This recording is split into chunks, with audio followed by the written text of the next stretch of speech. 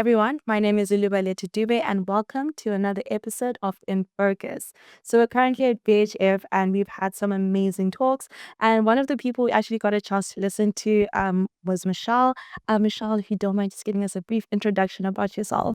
Hi, yeah, sure, no problem. My name is Michelle Beneke. I am the BHF's company secretary, but I'm also an attorney in private practice. And yeah, that was me. So you gave a talk at the BHF about the succession planning for boards. Do you mind just touching on what that topic was about? Just giving an overall, like just a high level summary of that conversation. Yes, I think from a BHF perspective, there's a governance workshop that is scheduled every single year, and increasingly there's more and more attendance of that workshop, predominantly because governance is quite a challenge in the industry. And the Okay. reason for that is that the Medical Schemes Act is quite opaque in terms of governance. All that it requires, there's effectively one section, Section 57 of the Act, that deals with governance in boards. And it just says the Board of Trustees must be fit and proper to manage the business of a medical scheme. So what I discussed was practical strategies on how to achieve board succession planning, given the limitations of the Medical Schemes Act in the context of King 4. Okay. Does the act actually talk about anything more specific about what they mean by fit and proper? Actually, that's the biggest gap. And so what you do have is a lot of people are looking to the financial sector, this financial services sector, and there are certain guidelines there as to fit and proper, but not specifically in the Medical Schemes Act. Okay. And medical schemes are very different creatures to a pension fund. They're very analogous to a pension fund, very different from a pension fund.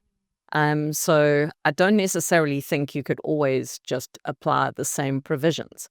And that's specifically because in a pension fund environment, what you're doing is you're managing the money of the members of the pension fund. It's still their money at the end of the day that gets paid over. Whereas a medical scheme, there's case law, the Genesis case, talks about the fact that actually a medical scheme is like an insurance company, actually. Yes. Okay, and that the contributions that you're paying are like premiums. And so it provides risk cover effectively for any claims that you may have, healthcare claims that you may have. So it isn't exactly the same, and it may not necessarily, the requirements may not 100% apply. I think in the industry, some people apply it, but it's quite it's quite different amongst people and how they apply it and how they interpret those provisions. So there's no set rules like you have in the financial sector. That's actually quite interesting. I'm guessing that has resulted in a lot of different ways in which people have approached it. Would you like to share maybe some ways that you would think would be an appropriate way to approach that kind of situation? Because there is no clear definition of what people should be doing. Sure. I mean, I think the thing is what you should be looking at. So in South Africa, King 4 is kind of the standard best practice of corporate governance. So that should inform certain provisions and how you deal with it in a medical schemes environment. I also think that a lot of King was pulled into the Companies Act and the amendments to the Companies Act that came into effect on the 1st of May 2011. And a lot of those provisions, I love the Companies Act. I actually think it's like the idiot's guide to running a company and governance, you know. But it's brilliant because it actually is quite instructive on how to deal with things. It's not expecting people to come up with ideas by themselves. Okay. And so it's codified a lot of the case law. There's obviously case law that's developed around it, but it's quite a good way of looking at things. And I would suggest that it's a good standard to apply in terms of conduct and requirements that could be translated into a medical schemes environment. The challenge you have with a medical scheme is because there's nothing that deals really with governance in terms of the act, and it's high level, it's very high level, so it's open to interpretation. I think the way, and that's actually one of the suggestions that I made in the talk, was one of the ways to deal with this gap is to actually look at amending your rules. So scheme rules typically cover things like benefits, and they cover eligibility, and they cover contributions, but the governance bit at the end is quite empty. And so actually one of the solutions that my presentation Okay. dealt with was look at your rules and Okay. tighten up the governance. Yes, there's model rules published by the Council for Medical Schemes. That's a guideline. Yes. There's nothing stopping you from amplifying what's Adding already onto there. it and just Correct. making sure that there's some structures that we've thought of and put in place, because it's better to be prepared for different situations and different ways to go about things and have it written in writing, gone through many eyes. We thought about this and we added it in. That's actually a very, very great idea. That's a great idea. I think it's just being practical. I think So, sometimes, sometimes I think governance can sometimes be shrouded in mystery, and it feels like there's potions and cauldrons around it. And actually, there shouldn't be. Governance is about being practical. okay. It's doing the right thing and being seen to be doing the right thing. Those, Okay. those are, for me, that's always the principle. Okay. So regardless of, what's right, what feels right, what looks like it should be right, especially when you're dealing with other stakeholders and their money, or in the case of a medical scheme, making sure there's sufficient funds to fund claims, so that you don't have a situation like with Health Squared, where beneficiaries are left high and dry. They've paid contributions through the years, and suddenly there's no money to actually pay their claims. And when they need it most, when they're lying in hospital or in ICU, it's those worst case scenarios. So governance is very much a situation about what's the right thing to do, but also perceiving it from a third party perspective and saying, how would a third party look at this? And what would they say if they had to look What at would this, they think and is what the right would thing they to do? Yeah. Okay. Okay. That's actually quite interesting. That's quite interesting. I mean, are there any particular things that someone would need to think about, particularly adding into that into the scheme rules when it comes to that governance section? Like, what are the few high level things that you'd say aren't typically included when we look at how people are running medical schemes now, but would be something that people should likely consider adding into those scheme rules? Well, I think that if you look at, I mean, I'm just going to touch on some points, but I think that if you look at, often there's provision made for trustees and how many trustees there are, and there's a repetition of what's in the Medical Schemes Act saying 50% must be member elected. But often what they don't think about, and that's part of what I spoke about, was board succession planning, and the fact that, you've got to, there's a balance that you have to achieve that King talks about. Okay. And that's about institutional memory. So institutional memory is understanding the business, knowing what's going on. Just because you've sat on another scheme as a trustee, or you've sat in a company, even from company to company or scheme to scheme, there's differences. So you have to actually learn about that specific environment, understand what the challenges are in that environment. So you need that institutional memory. But at the same time, what you need to guard against is same thing. And what happens in a corporate environment, or I say corporate as in terms of a body of people or group of people, they start getting the same thing. It's like anything in this, in this world. You get lots of people that think the same. But if they can introduce fresh thinking and diversity and expertise, diversity of skill, expertise, diversity of cultures, it's all about perception and how things are perceived from third parties. So if you've got a bunch of people that keep looking at the same problem all the time from their perspective, they're never going to have a different perspective. That's true. And so that is what you've got to balance. So what I spoke about is how the rules actually start introducing a process that you rotate trustees on certain periods of time. Okay. That you give them tenure, that it's not just, you say every trustee is in for 3 years, they're not eligible again, maybe for re-election for another 3 years. So you have that continuity, okay? And then you have to have a bit of a gap so that new people can come in. But at the same time, so it's that balance between continuity and fresh thinking, and then making sure that you don't have the same people in there all the time, because I think that's a danger. Okay. That's true. That's true.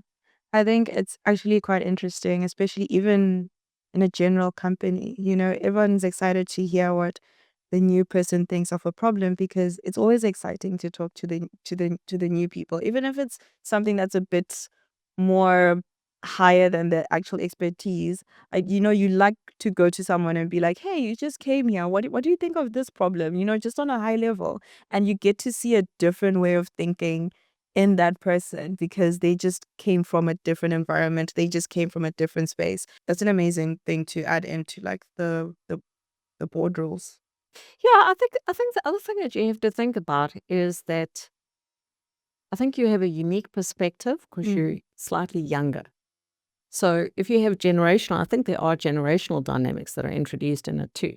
So what you tend to have is new people come into a board and they don't say something.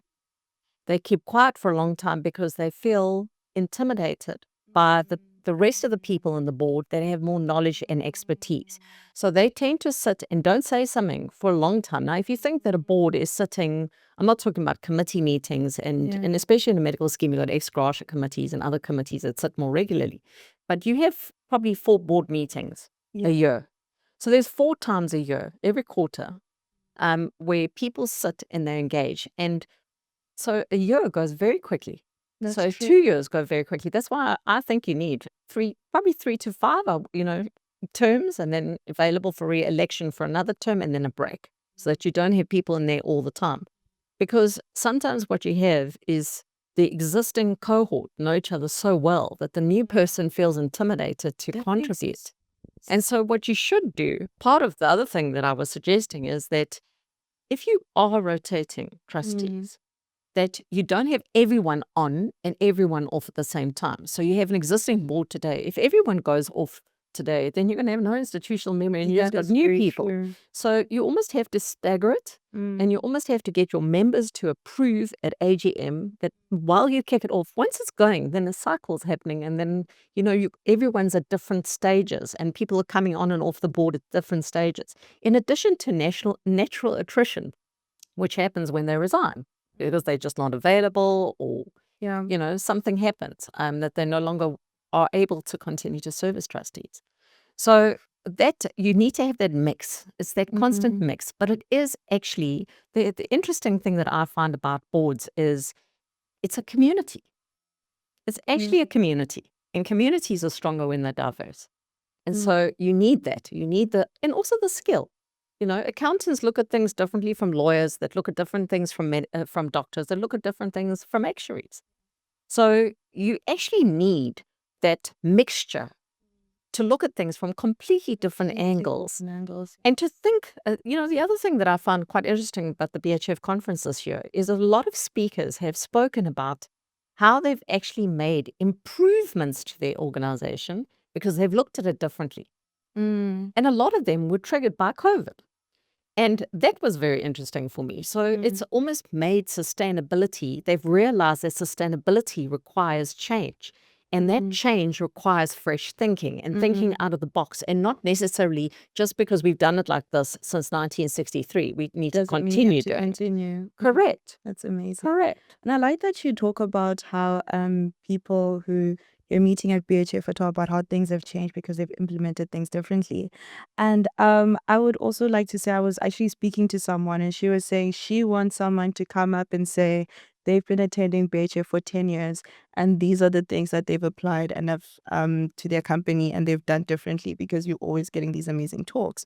What in your perspective do you think is something that you would want someone to particularly take away and try to implement, and in a sense, and be able to come back and report possibly on the next BHF to say, oh, we listened to the talk and these are some things that we picked up and this is what we then went and implemented?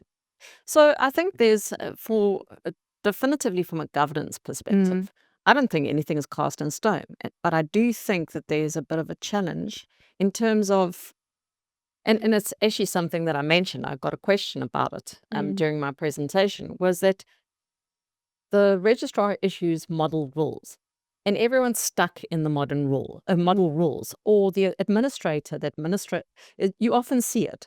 And it's just because I work across schemes and I also work across industry. So I see things, I believe that makes it easier for me to see what's happening in different environments. Okay. So it's more apparent for me.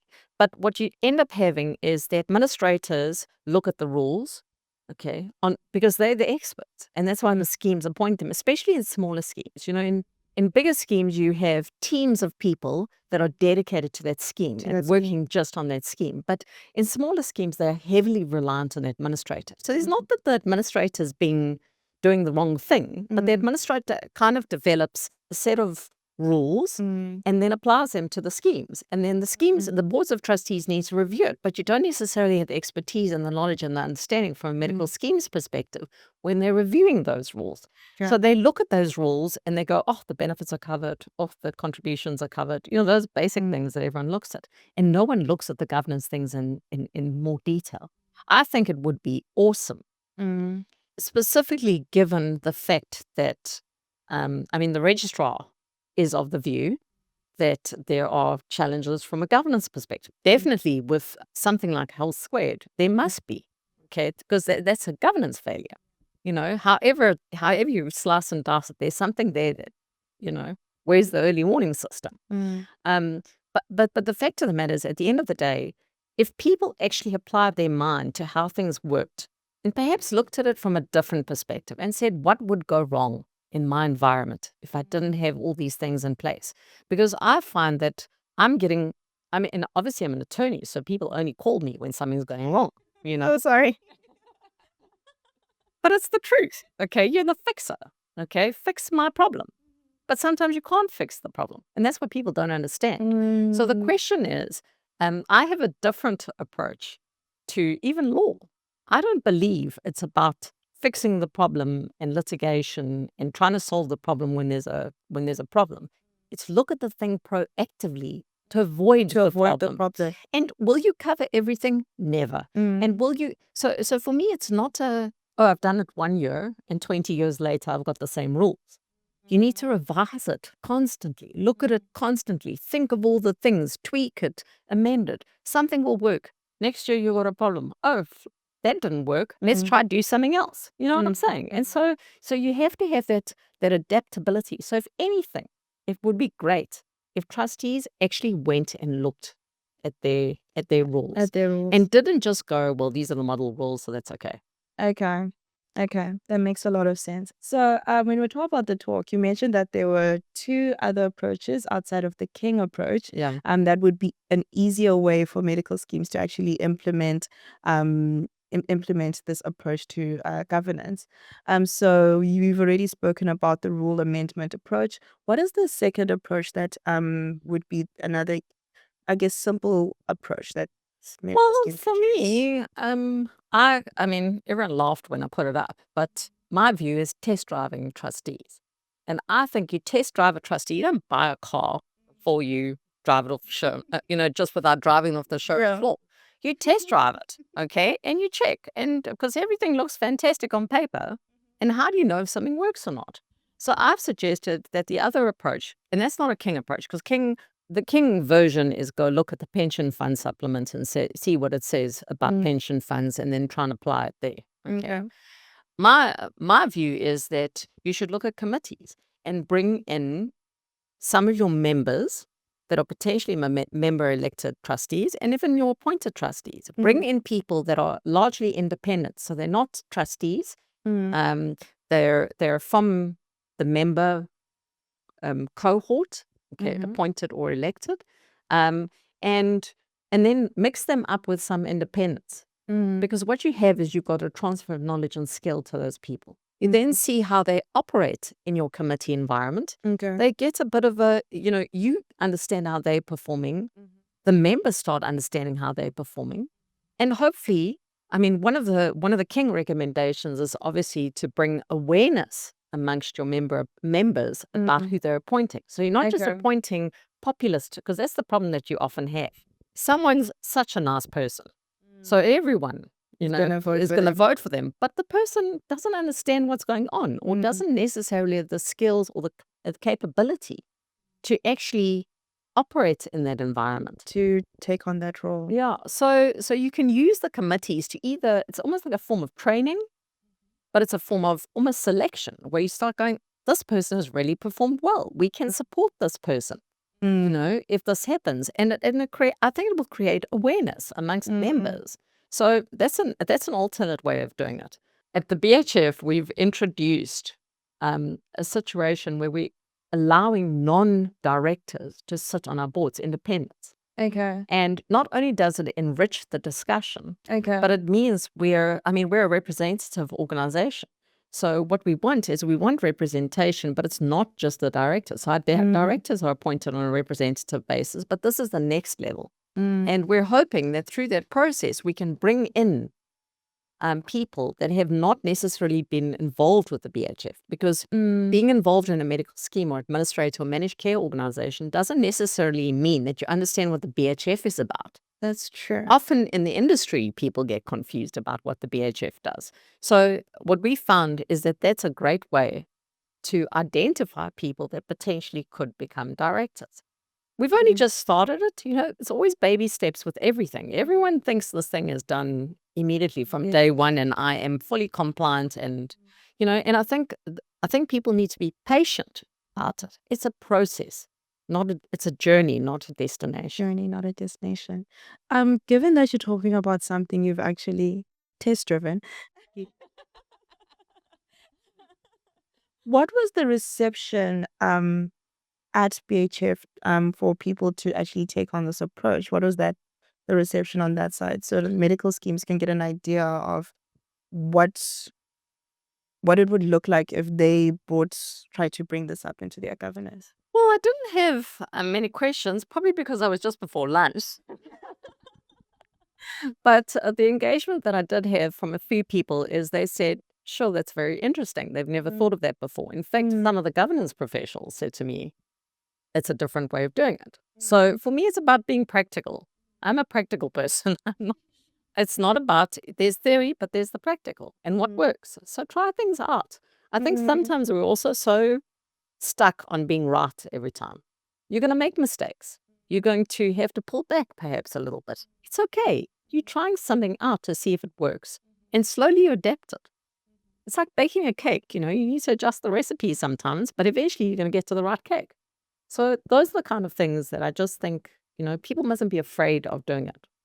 But overall, I mean, everyone I've spoken to told me my presentation was good, but I think it was too short.